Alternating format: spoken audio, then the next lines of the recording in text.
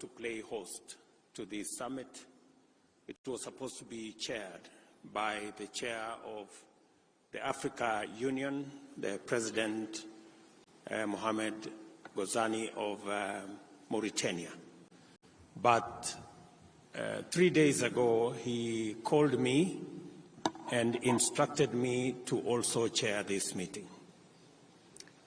I obeyed his instructions, and please, Minister, you can report back to him that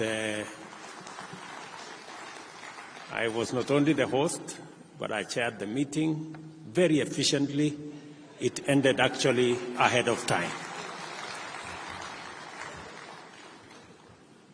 And as we conclude this summit, I extend my very deepest gratitude to each and every one of you for your dedicated insights and commitment in addressing fertilizer and soil health issues in our continent, specifically to the heads of state who have lent their comments, their ideas on how we can do this from a perspective of each and every country. Our discussions have, in the past 3 days, been enlightened as we explored innovative solutions, shared best practices, and forged partnerships to drive sustainable growth in the agricultural sector. I want to commend the ministers of agriculture, the ministers of foreign affairs, staff from our AU led by Josefa for a wonderful job they have done, and of course to commend the leadership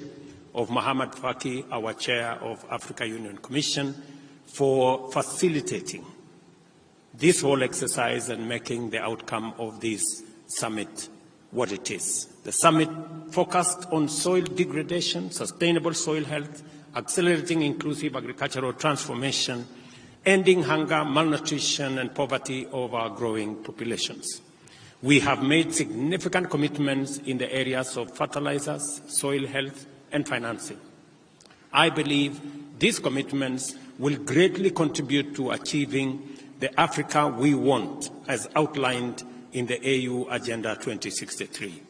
Lessons learned from the implementation of the Maputo 2003, Abuja 2006, and Malabo 2014 declarations will inform the most efficient and effective approach to fulfilling the commitments made during this summit. I am therefore pleased to announce that the summit's deliberations have culminated in outcomes that will define the use of fertilizer and soil health issues in our continent. I note budget constraints may not enable us to achieve our purpose.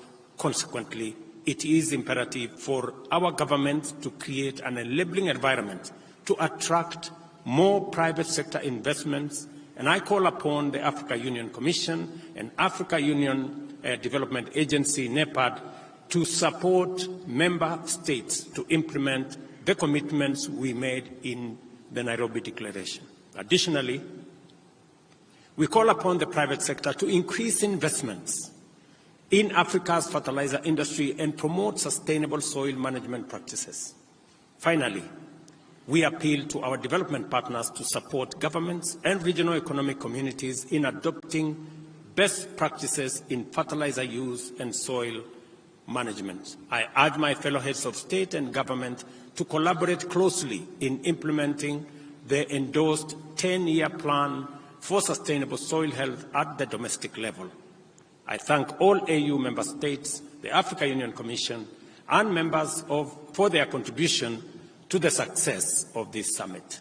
I encourage you to extend your stay in Nairobi to fully experience and enjoy magical Kenya. I also invite you to explore our rich heritage and spectacular tourist attractions both within the city and throughout the country. And because we have finished this summit 3 hours ahead of the scheduled time, all of us are invited to lunch, and please take time to sample the best of what Nairobi and Kenya have for you. Thank you, God bless you, and God bless Africa. Thank you very much. Thank you. Thank you very much, Your Excellency.